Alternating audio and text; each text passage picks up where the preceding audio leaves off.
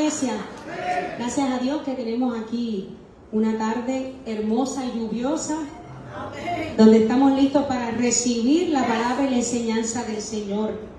Vamos a Mateo capítulo 5, versículos 21 al 26.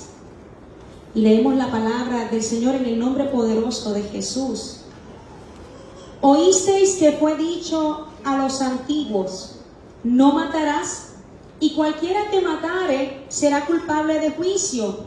Pero yo os digo que cualquiera que se enoje contra su hermano será culpable de juicio, y cualquiera que diga necio a su hermano será culpable ante el concilio, y cualquiera que le diga fatuo quedará expuesto al infierno de fuego.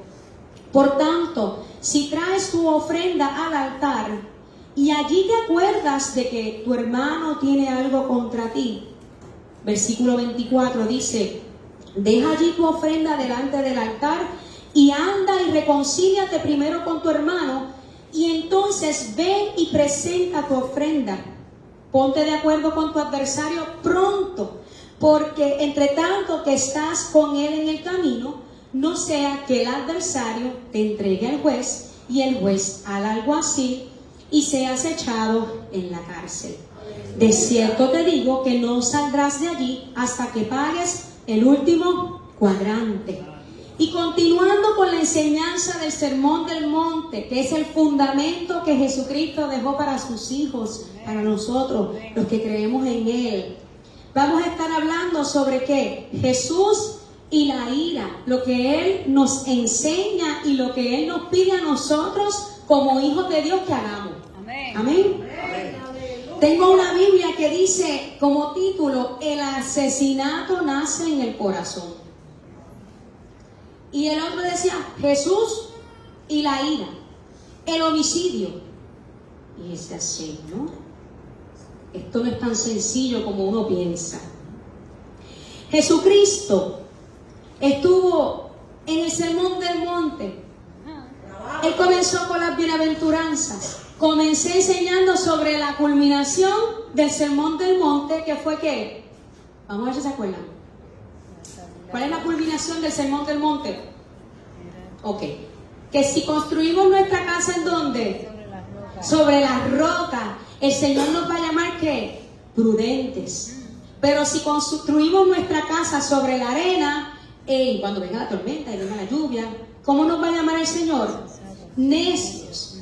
Dice la palabra que si nosotros ponemos por obra esta enseñanza que Él nos dejó, el Señor nos va a llamar prudentes. Y una persona prudente es una persona que piensa bíblicamente, una persona que busca el consejo de Dios. No es una persona inteligente en lo secular, es una persona sabia en el conocimiento de Dios, que busca el consejo de Dios y la instrucción de Dios para tomar decisiones y vivir una vida que agrada a Dios. Amén. Amén. Puedes buscarlo en la página de YouTube, en la página de Facebook. Ahí están las prédicas grabadas que se traen en la casa. Puedes escucharlo y repasarlo. Entonces, recordamos que el mensaje que Jesús dio identifica el comportamiento que debemos tener todos los que hemos sido recibidos en el reino de Dios. ¿Cuántos hemos confesado a Jesucristo como Señor y Salvador? Amén. Pues como nosotros, dale gloria al Señor. Amén. Como nosotros hemos recibido a Jesucristo en nuestro corazón, pues hay unas instrucciones que nosotros tenemos que seguir, unas normas de vida, unas reglas morales que el Señor dejó. ¿Para qué? Para que nosotros, sus hijos, vivamos conforme a ellas. ¿Por qué? Porque nosotros damos testimonio de Jesucristo aquí en la tierra. Amén. Amén. Nosotros fuimos redimidos y salvos por la sangre de Cristo. Amén. Y el Señor lo que quiere y lo que anhela es que nosotros podamos cumplir los propósitos de Dios en el tiempo que Él nos tiene aquí en la tierra. ¿Qué nos dice el Señor? Que tenemos que vivir humildemente. Amén. Que tenemos que tener la voluntad para sufrir persecución por causa de Cristo. Ajá. Voluntad para sufrir persecución por causa de Cristo. Amén. Que tenemos que obedecer sinceramente los mandamientos de Dios, no por obligación ni hipócritamente, ni buscando que Dios te bendiga, sino que lo hacemos por amor, con un corazón genuino.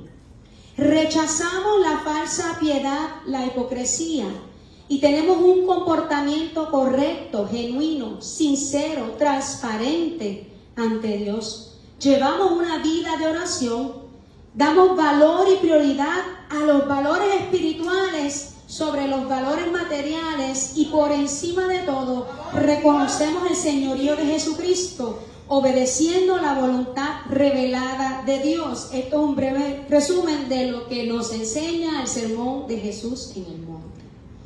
La autoridad que Cristo delega es para los discípulos que están dispuestos a aceptar la renovación del alma y de la conducta, y aquellos que renacen mediante el perdón dado por Dios. ¿Qué nos predicó el pastor la vez pasada?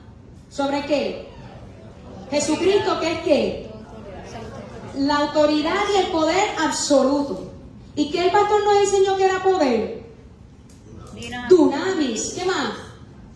¿Qué es dunamis? Dinamita. Dinamita. ¿Qué más? Pasión. Fuego ardiente. Fuego ardiente. ¿Y autoridad qué es?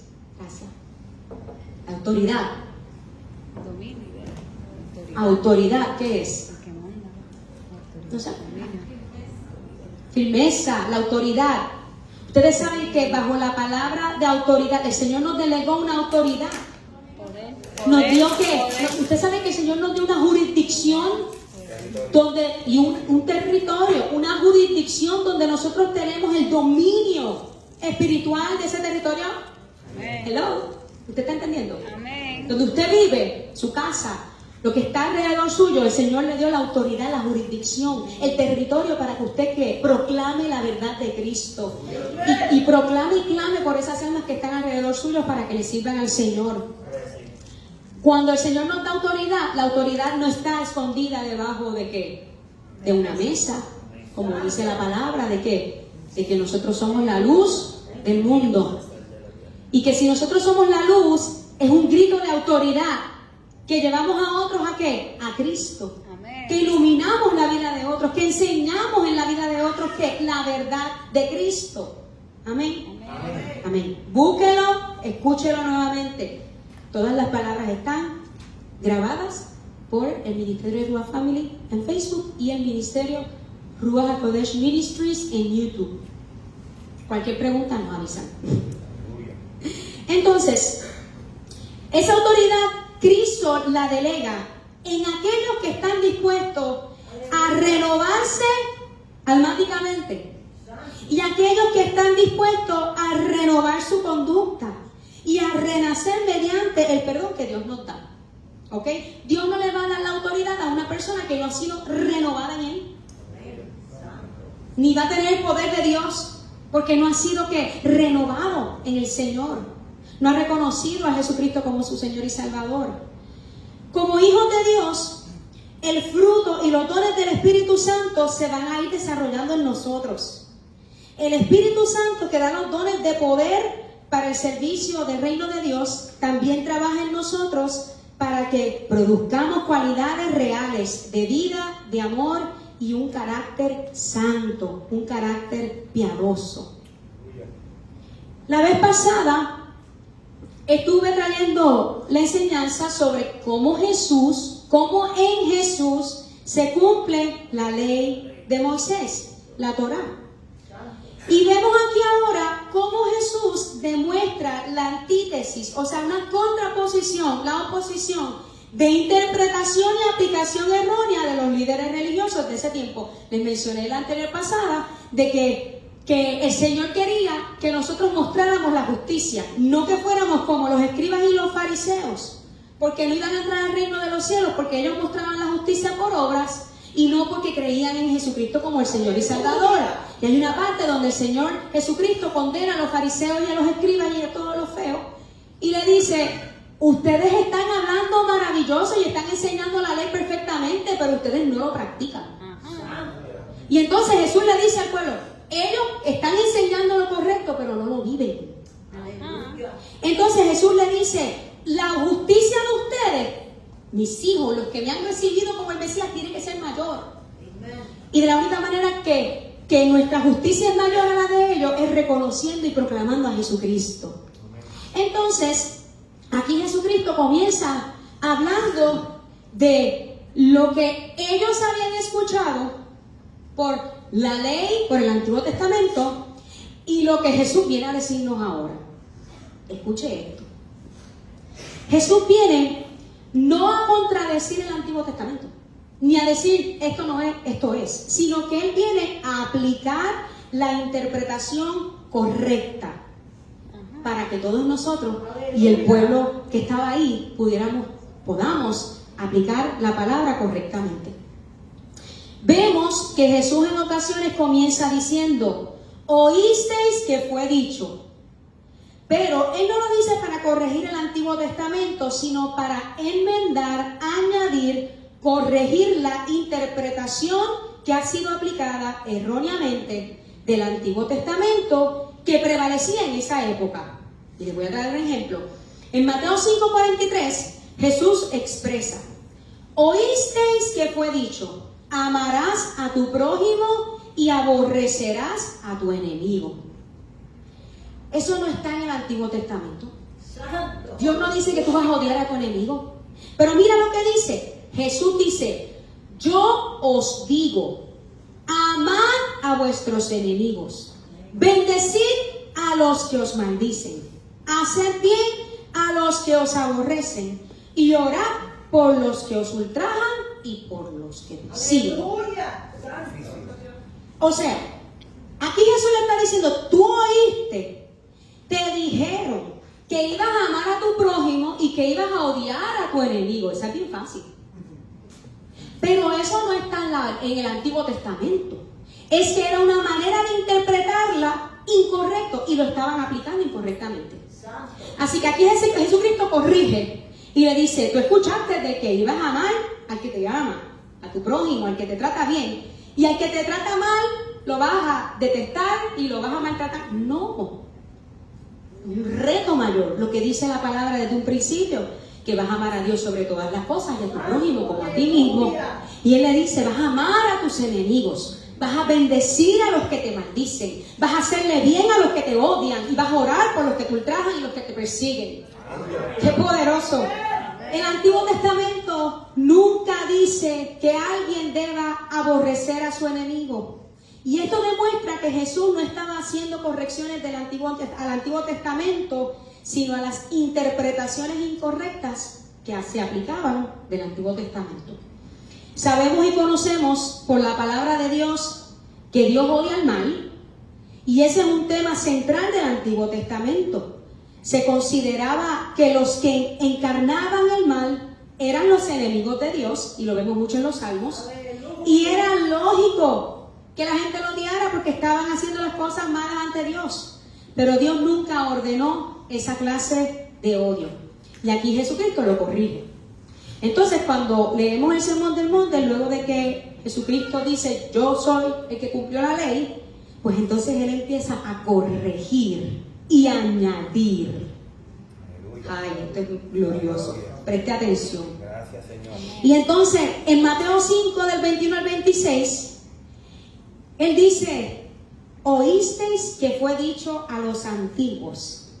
Han escuchado que fue dicho a los antiguos. Cuando se refiere a los antiguos, se refieren a las personas de los tiempos antiguos, los escribas del judaísmo en el pasado, que sentaron las bases del judaísmo. Y escuchaste que ellos te dijeron: no asesinarás, no matarás, porque cualquiera que matare será culpable de juicios. Y juicio viene de la palabra crisis con K, que es una decisión, un tribunal, una justicia que se lleva a cabo por la ley divina, y vas a ser sometido a juicio. Así que, de acuerdo con la interpretación de la ley, la persona que asesinaba, la persona que mataba, iba a ser juzgado, iba a ser sometido a juicio. Pero Él dice: pero yo les digo a ustedes. ¿Están sentados? Anoten, escriben, marquen su Biblia, rumen. Yo les digo a ustedes. Cuando Jesús dice: yo les digo a ustedes, ¿qué está queriendo decir? lo que yo les voy a decir prevalece por encima de lo que ustedes han escuchado. Así que eso que ustedes escucharon, les voy a añadir algo más.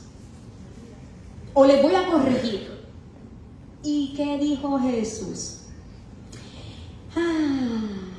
Dice que cualquier persona que sienta ira o enojo contra su hermano o frente a su hermano será sujeto a juicio.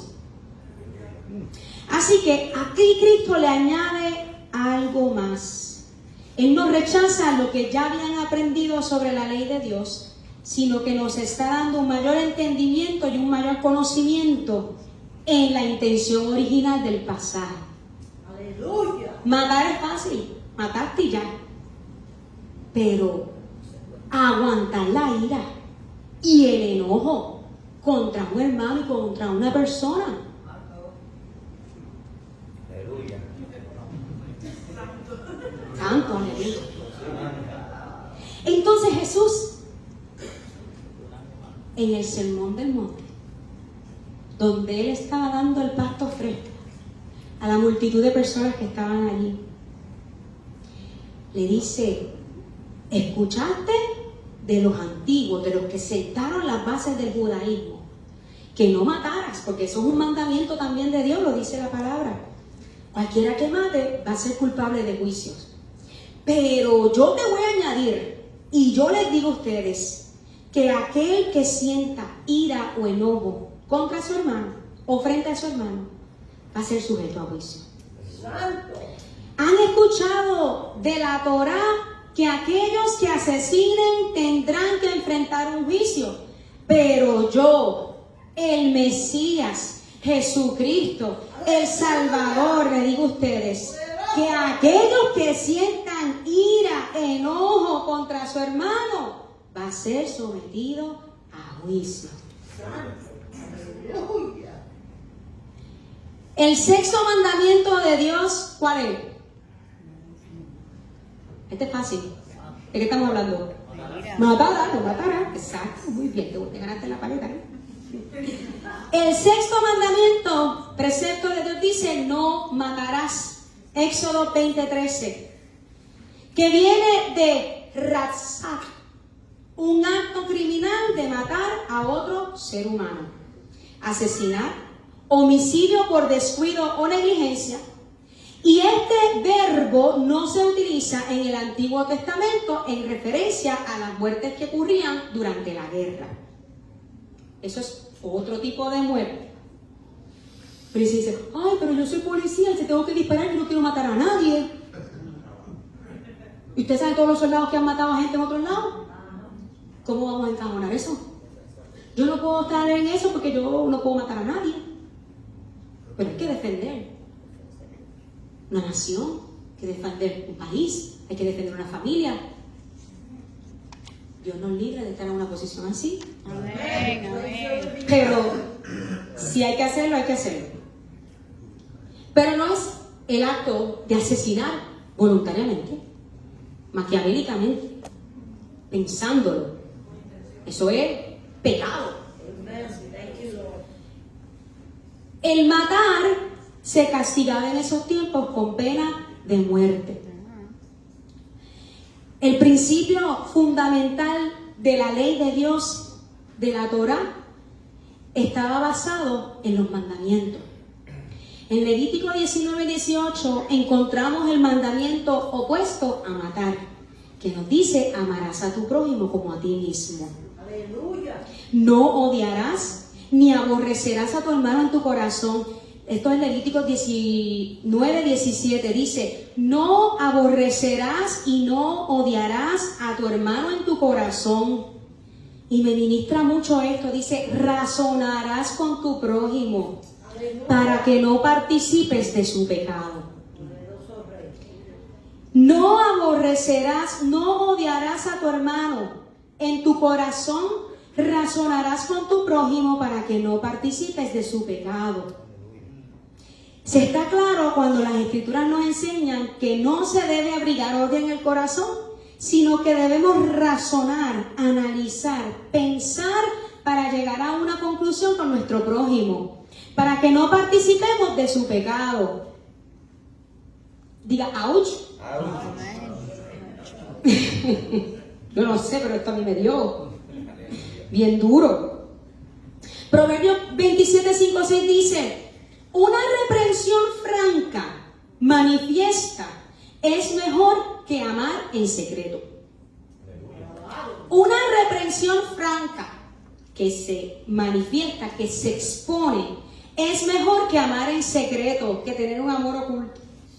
Las heridas de un amigo sincero son mejores que muchos besos de un enemigo. Fieles son las heridas del que ama, pero importunos los besos del que aborrece. Si nosotros, los que conocemos la verdad, nos rehusamos a razonar con nuestro prójimo para ayudarlo a reconocer su pecado, nos corresponderá parte de la culpa cuando vuelva a pecar. Conoceréis la verdad y la verdad os hará libre. ¿Usted entendió eso? Que si usted sabe que su hermano está pecando y usted no va con él y habla con esa persona y lo lleva y le dice, estás haciendo esto mal, la palabra nos enseña que hay que hacerlo de esta manera. Si tú no lo dices sabiéndolo y vuelve y lo hace, usted está tan cómplice como él de lo que está haciendo. Pero si yo sé que está mal y voy a donde el hermano y le digo, estás haciendo esto mal, la palabra nos enseña que es esto y esto y esto, y la persona lo sigue haciendo, pues ya tú libraste. Estamos aquí. No pressure. No pressure at all. Más presión tenemos nosotros. ¿Por qué? Porque a nosotros nos toca hacer lo correcto. Entonces, el enojo, la ira, es lo mismo que cólera, ira amarga y violenta, indignación, furia, encolerizarse, arder en ira, provocar a ira, pesadumbre, rebelión, tristeza, irritación. En toda la Escritura se destaca el efecto peligroso y destructivo de la ira humana. Proverbios 22 dice, la furia del rey es como el rugido del león. Quien provoca su enojo pone en peligro su vida. Evitar la pelea es una señal de honor. Solo los necios insisten en pelear. ¿A quién le gusta pelear aquí? Gracias por tu sinceridad. Gracias. Eso es. Porque lo primero es reconocerlo. A mí me gusta pelear. Me gusta buscar bulla. Hay gente que a veces le gusta contender con la palabra. Pero el Señor no nos ha llamado a contender con la palabra, nos llamó a perseverar en la palabra. Y por medio de nuestro testimonio, y por medio de nuestra obediencia, y por medio de que de nuestra vivencia, estamos ¿qué? Proclamando el Evangelio y contendiendo ardientemente por la fe. Pero dice aquí que el que evita la pelea tiene honor. Pero los necios insisten en pelear. Así que cuando ustedes tengan ganas de pelear, acuérdense de la palabra de Dios. Proverbios 29:22 dice, el hombre iracundo levanta contiendas y el furioso muchas veces peca. La persona enojada comienza pleitos y el que pierde los estribos con facilidad comete todo tipo de pecados.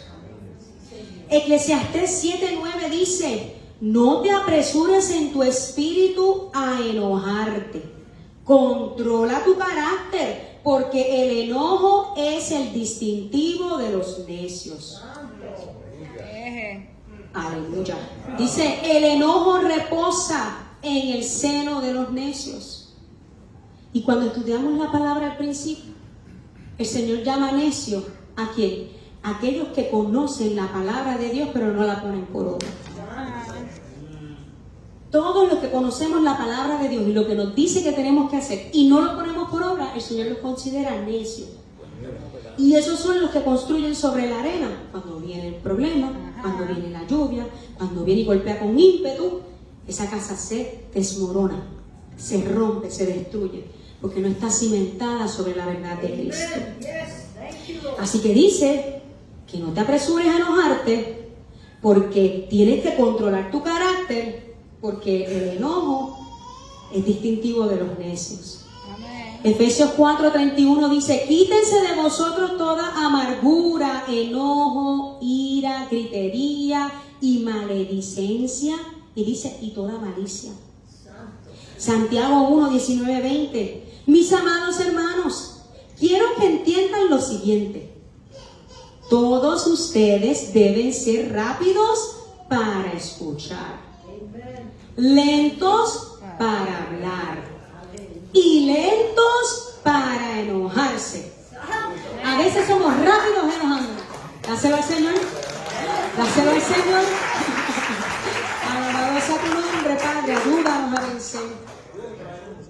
Ser rápidos para escuchar, lentos para hablar y lentos para enojarse. Vamos, repítalo conmigo para que se lo aprenda y le entre. Debo ser rápido para escuchar.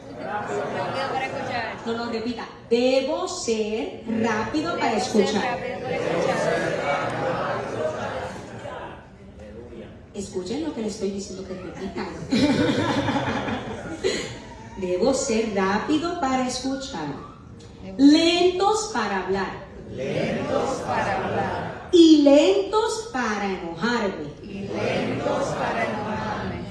Tengo que ser lento para enojarme, lento para hablar, rápido para escuchar. ¿Lo entendió? Póngalo en la nevera.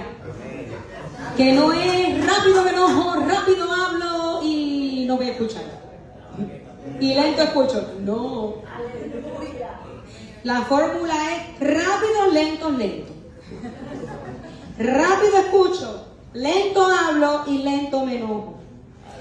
El enojo humano no produce la rectitud que Dios desea, porque la ira del hombre no obra la justicia de Dios. La ira implica un deseo de dañar o destruir a la otra persona, ya sea hiriendo a la otra persona de manera personal o cometiendo asesinato. Yo cuando termine les voy a pasar un documento donde habla sobre la ira. Y después voy a entrar en ese documento brevemente. Porque uno tiene que identificar qué puede provocar en uno la ira. Y cuando ve ese documento se puede sorprender. Entonces, continuando, estamos bien que Jesús dijo, no vas a matar, pero que también le añadió que no te puedes enojar con tu hermano, ni airarte con tu hermano. Amén. ¿Okay? Así lo dice la palabra, dice que no se ponga el sol sobre vuestro enojo, ni demos lugar al diablo.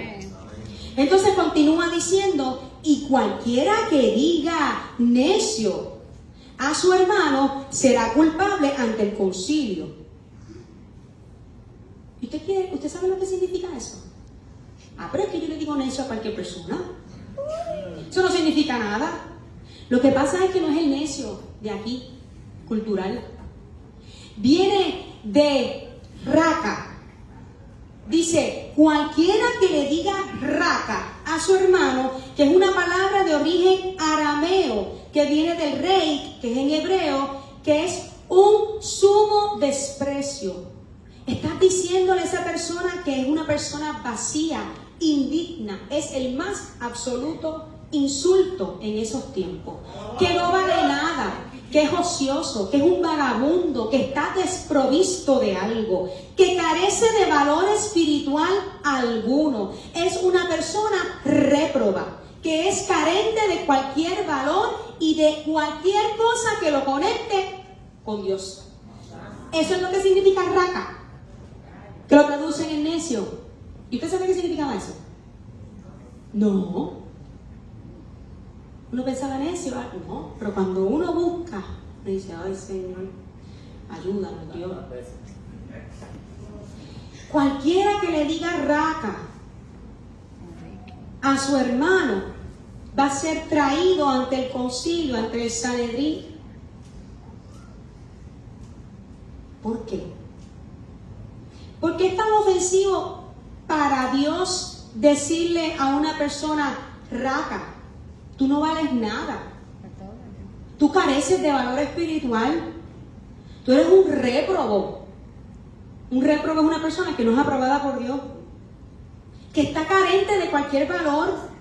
Tú estás carente de algo que te conecte con Dios. Tú estás emitiendo un juicio que no te corresponde, que no nos corresponde. La Torá, la ley de Dios, enseña que fuimos creados a la imagen de Dios.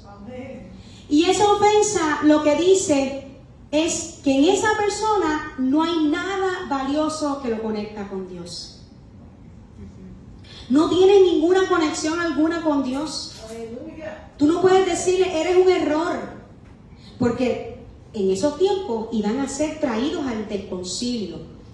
El concilio viene de la palabra griega que se trajo a la cultura del judaísmo. Cuando se habla de sinagoga, todos pensamos en judaísmo. Una sinagoga, judío, no. Pero también habían sinagogas griegas. Esto significa un lugar de encuentro o un centro comunitario de la ciudad en esos tiempos. ¿Y qué iba a ocurrir con esa persona? A ellos se les iba a enseñar la verdad y iban a ser castigados. El Sanedrín, que también juzgaba esto, estaba compuesto de 71 jueces y presidido por el sumo sacerdote, que era el concilio local de cada lugar de encuentro. Entonces, si tú le decías a esa persona, raca, tú eres un réprobo, en ti no hay nada de Dios, ibas a ser traído, ibas a poner esa vida ¿en qué?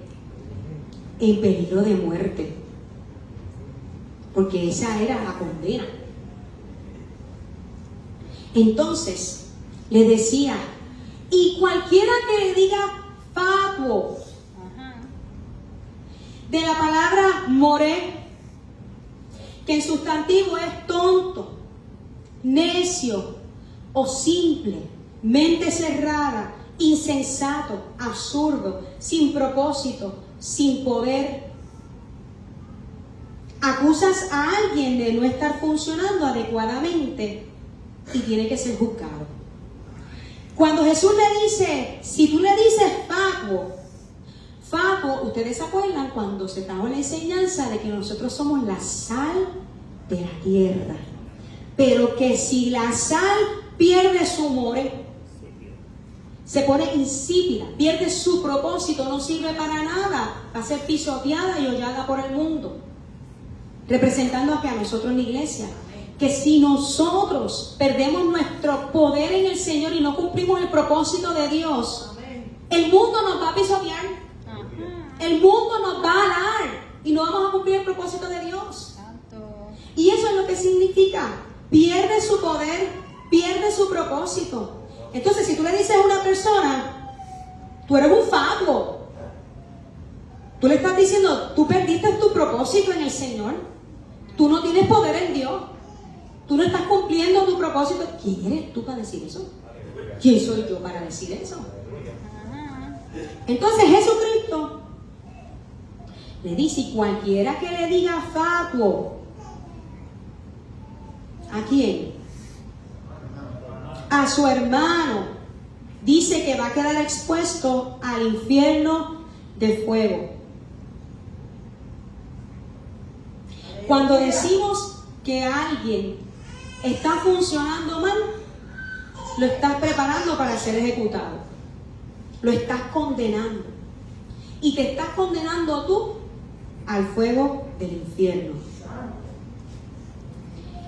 Esto que nos enseña Jesús es un asunto delicado, porque lo cogemos bien liviano. Nosotros no estamos llamados a ser instrumentos de juicio y condenación, porque nuestro llamado es a predicar el arrepentimiento con el fin de proclamar la buena nueva de salvación, proclamar la gracia de nuestro Dios, proclamar su misericordia que nos sacó de las tinieblas y nos trajo a la luz admirable. Nosotros no estamos para pasar juicio, eso le toca a Dios. Así que nosotros proclamamos la gracia del Señor, proclamamos las buenas noticias que señalan que sin importar quiénes seamos, Dios está dispuesto a perdonar, a restaurar, a levantar. Y Dios ve el valor que hay en cada uno de nosotros. Ninguno de nosotros es menos importante para Dios. Todos somos importantes y de gran valor. Gracias, Señor. Entonces, todos aquellos que actúan en contra de eso van a ser culpables, que los va a llevar al fuego del infierno. Llamar a un hermano fatuo es un ataque destructivo a su carácter y a la identidad de otra persona. Y cuando alguien llama fatuo o llama rata a un hermano, está operando la ira. ¿Ok?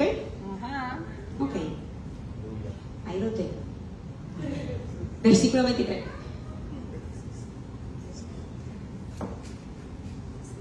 Versículo 23.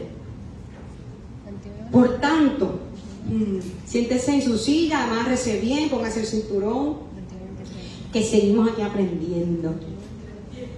Por tanto, si traes tu ofrenda al altar y allí te acuerdas de que tu hermano tiene algo contra ti, deja allí tu ofrenda delante del altar y anda, reconcíliate primero con tu hermano y entonces ven y presenta tu ofrenda.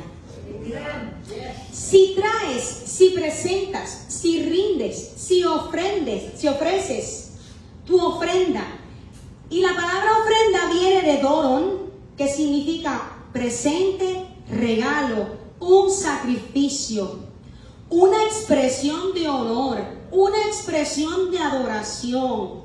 La ofrenda se utilizaba para apoyo del templo, una ofrenda a Dios, un regalo de la salvación y para celebrar.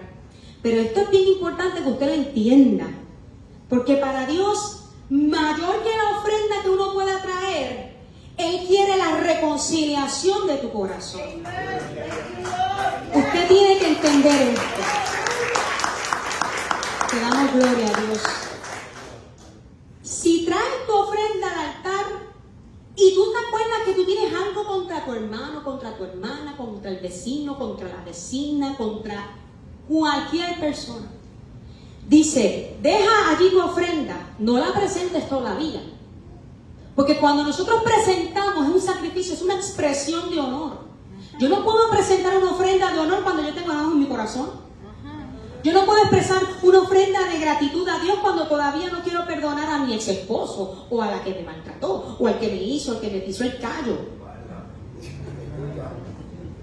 Tenemos que aprender a entender el corazón de Dios. Entonces dice, deja allí tu ofrenda, detén tu adoración y anda, reconcíliate primero, con urgencia. Reconcíliate primero. Concíliate, cambia completamente de mente. Es que esto es poderoso. Cuando el Señor habla de reconciliar, tú tienes que provocar un estado de paz entre aquella persona que hay discordia entre tú y esa persona. Y quien va a provocar ese estado de paz es la persona más madura en el Señor. Porque tenga razón o no tenga razón, tú no puedes venir a adorar al Señor con un corazón resentido, con un corazón lleno de ¿qué? De culpa, con un corazón lleno de engaños del mundo. Tú tienes que ser libre para que tu adoración suba como olor fragante ante el trono de Dios. Entonces, cuando buscamos la definición, es cambiar completamente de mente, provocar un estado de paz, provocar una reconciliación entre dos personas, hacer algo diferente, modificar algo, restablecer la amistad y la relación con un enemistado. Y esto dice que tú tienes que hacerlo primero, primer lugar. La importancia que Dios le da a la reconciliación va por encima que las ofrendas. Y yo no sé si usted lo puede entender, pero Jesucristo le está hablando a aquellos que están viendo que Él es el Mesías, que Él todavía no había entregado su cuerpo para reconciliarnos a nosotros con nuestro Padre Celestial.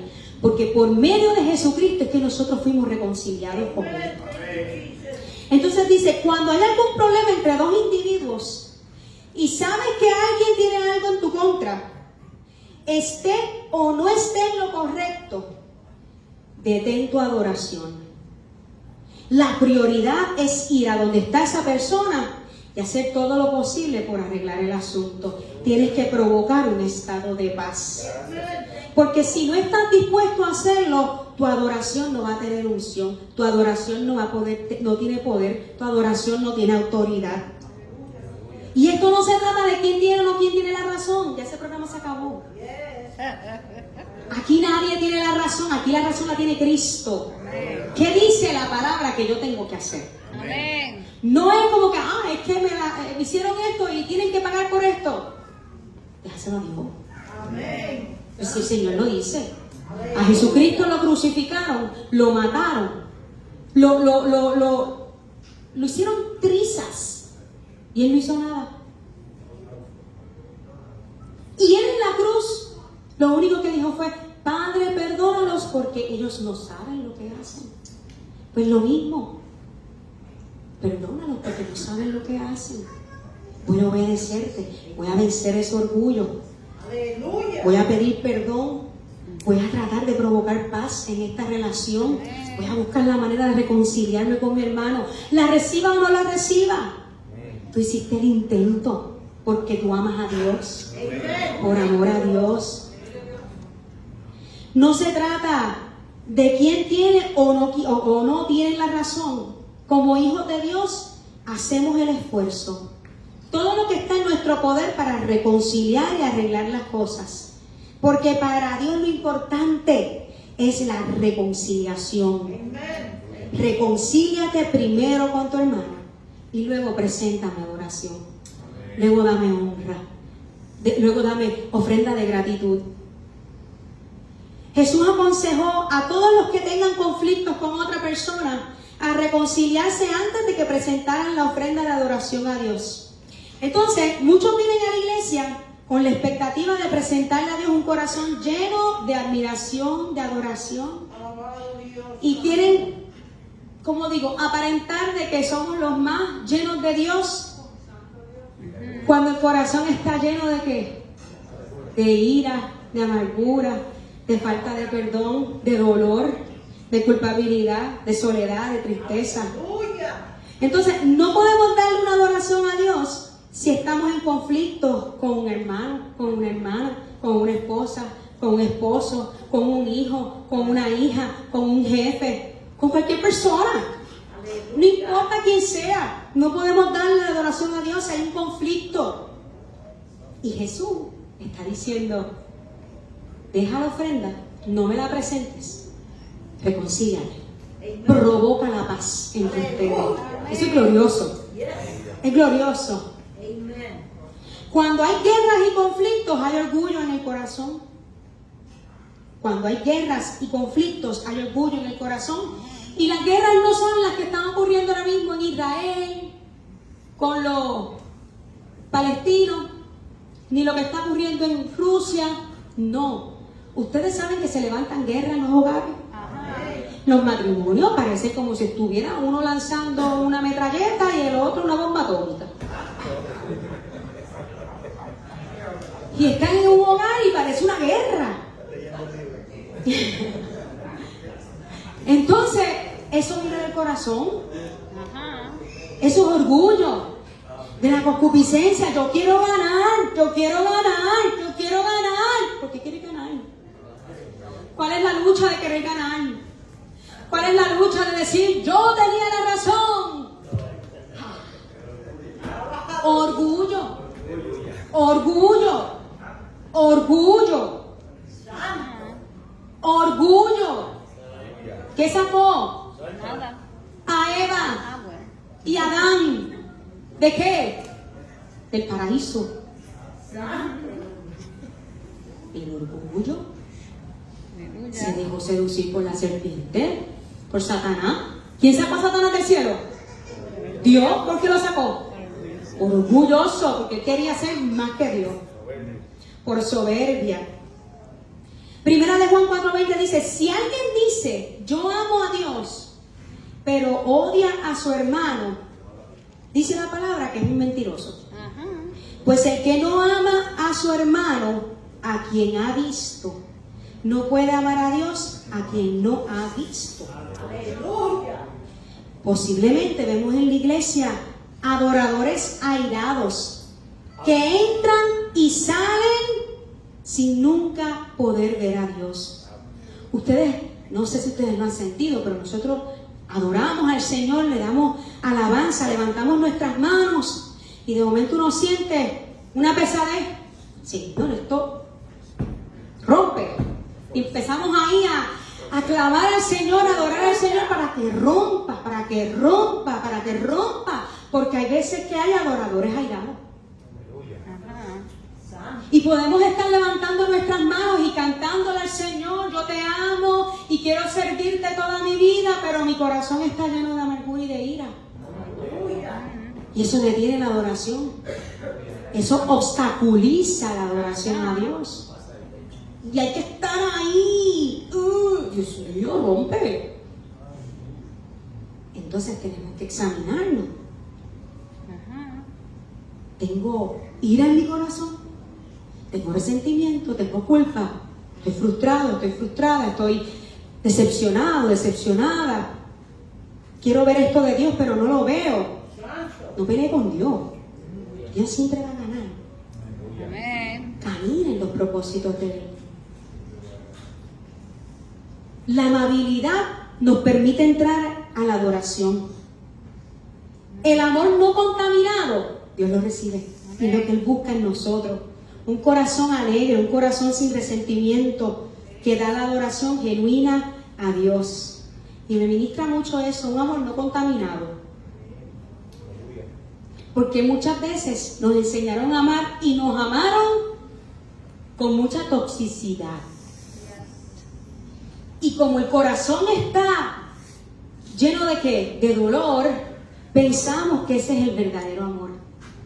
Pero cuando venimos a Dios y leemos su palabra y nos nutrimos de lo que Él nos enseña, uno dice, wow, Señor, a la verdad que uno mendiga amor. No hay que mendigar amor. Amén. No hay que estar detrás de un hombre para que me llame, me busque, me cautive. No.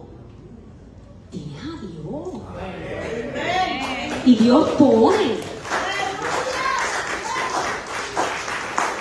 Mira lo que dice el 25, para no extenderme mucho. Ponte de acuerdo con aquel que es tu adversario pronto.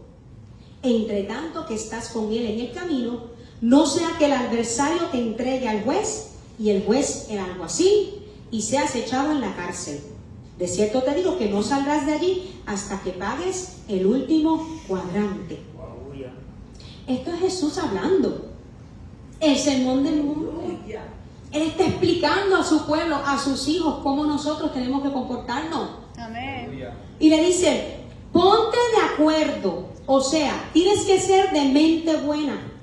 Tienes que estar bien dispuesto y tienes que tener un corazón bien intencionado. ¿Entendió? Ajá. Ponte de acuerdo con aquel que es tu adversario. El que es adversario es el opositor, el que está en contra tuya. Y dice, ponte de acuerdo pronto. ¿Qué significa pronto? Rápido. Ahora, inmediatamente, right now, como dice Ruthie. Entre tanto que estás con él en el camino. O sea que no permitas llegar al tribunal sin ponerte de acuerdo con tu adversario. ¿Por qué? Todos saben que vivimos en un mundo caído. Y todos saben que la justicia del mundo no es la justicia de Dios. Ajá. Y si el Señor quiere tratar con uno, el orgullo, la altivez, la justicia, eso no es justo, eso no es justo, eso no es justo. ¿Justo para quién? ¿Para ti o para mí o para quién? La justicia del hombre no es la justicia de Dios. Amén. Así que ponte de acuerdo. Sufre el agravio. Amén. Sufre el agravio. Porque ¿sabes lo que te puede pasar? Que llegues al juez y el juez te mande, mira, a buscar y te metan preso. Y dice que no vas a salir de ahí hasta que pagues el último cuadrante, que es la moneda de más pequeño valor. No vas a salir de ahí hasta que pagues el último chavito. Porque la justicia del mundo no es la justicia justicia de Dios. Se opone a ti en tu contra, el opositor, el adversario, en un tipo de pleito legal, en una demanda. Dice Jesucristo, arregla este asunto mientras estás a tiempo y pónganse de acuerdo. ¿Tú sabes qué? Es mejor estar equivocado. Es mejor ser la persona que sufre el agravio en vez de enfrentar el resultado de algún juicio en tu contra. Porque no sabes cómo va a terminar ese juicio. Haz lo posible de llegar a un acuerdo mientras aún vas de camino a la corte. Porque todo es posible y cualquier resultado es posible. En contrario a la ley romana, un adversario podía forzar al oponente a aparecer delante del juez, y si arreglabas el asunto antes de llegar al juez, pues no ibas a ser encarcelado y te podían ayudar. Podían negociar. Pero si no lo hacían, te iban a meter preso y tenías que pagar hasta lo último. La enemistad entre los seres humanos tiene consecuencias desastrosas, pero los efectos de no reconciliarse con Dios son peores. Segunda de Corintios 5, 17 y 19, y estoy terminando, dice que si alguno está en Cristo, nueva criatura es. Si alguno está en Cristo, nueva criatura es. Las cosas viejas pasaron, el viejo hombre ya quedó sepultado. He aquí todas son hechas nuevas. Y todo esto proviene de Dios, quien nos reconcilió consigo mismo por Cristo y nos dio el ministerio de la reconciliación. Dios nos dio a nosotros el ministerio de la reconciliación. Y si nosotros, la iglesia, el cuerpo de Cristo, no aprendemos a reconciliarnos los unos con los otros, ¿quién lo va a hacer? ¿El diablo? No, le toca a la iglesia. Porque Dios nos dio el ministerio de la reconciliación. Que Dios estaba en Cristo reconciliando consigo al mundo, no tomándoles en cuenta a los hombres sus pecados, y nos encargó a nosotros la palabra de la reconciliación. Brevemente, les leo en 1 Corintios, capítulo 6, versículo 1. Ustedes saben una cosa, esta palabra nosotros personalmente la hemos vivido. Todos en algún momento hemos vivido cuando el Señor nos dice, no pelee, yo peleo. Deja todo en mis manos. Yo peleo por ti, yo te hago justicia. Y a veces decimos, si el Señor me hace justicia, pues yo lo voy a llevar hasta las máximas consecuencias porque me va a hacer justicia con el juez. No, sufre el agravio. Dice, escúchenlo bien, 1 Corintios 6. Cuando uno de ustedes tiene un conflicto con otro creyente, ¿cómo se atreve a presentar una demanda y a pedirle a un tribunal secular que decida sobre el asunto en lugar de llevarlo ante otros creyentes? ¿No se dan cuenta de que algún día nosotros los creyentes juzgaremos al mundo? Y dado que ustedes van a juzgar al mundo, ¿no son capaces de resolver esas pequeñas cuestiones entre ustedes? ¿No se dan cuenta de que juzgaremos a los ángeles?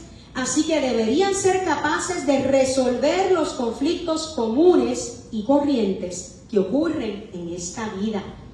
Si tienen conflictos legales acerca de tales asuntos, ¿por qué acuden a jueces que son de afuera y no son respetados por la iglesia? Digo esto para que se avergüencen. No hay nadie en toda la iglesia con suficiente sabiduría para decidir sobre esos temas. En cambio, un creyente demanda a otro justo frente a los incrédulos. ¿Qué clase de testimonio? El creyente demanda al otro justo frente a los incrédulos, a los que no creen. El hecho de que tengan semejantes demandas legales uno contra otros es en sí una derrota para ustedes. ¿Por qué mejor no aceptar la injusticia y dejar el asunto como está? ¿Por qué no se dejan estafar? ¿Por qué mejor no te dejas estafar? ¿Sufre el agravio? En cambio, son ustedes mismos los que hacen lo malo y estafan aún a sus propios hermanos en Cristo. ¿No se dan cuenta de que los que hacen lo malo no heredarán el reino de Dios? Tremendo, ¿verdad? Si alguno quiere venir en pos de mí, esto es Jesucristo hablando. Si alguno quiere venir en pos de mí, niéguese a sí mismo, tome su cruz y sígame. Si alguno quiere venir en pos de mí, olvídate de ti mismo. Abandona tu propia manera de vivir. Renuncia a ti mismo. Olvida tu propia voluntad, tus deseos. Toma tu cruz y haz lo que yo te diga. Amén. Señor, te damos gracias por tu palabra. Gracias por tu amor, gracias por tu enseñanza. Gracias porque sabemos que tú cuidas de nosotros y que quieres lo mejor de nosotros. Ayúdanos, Señor, a cumplir tu voluntad. Ayúdanos a negarnos a nosotros mismos, que no haya orgullo y altivez en nosotros, sino que podamos reflejar siempre el amor de Cristo. En el nombre de Jesús. Amén.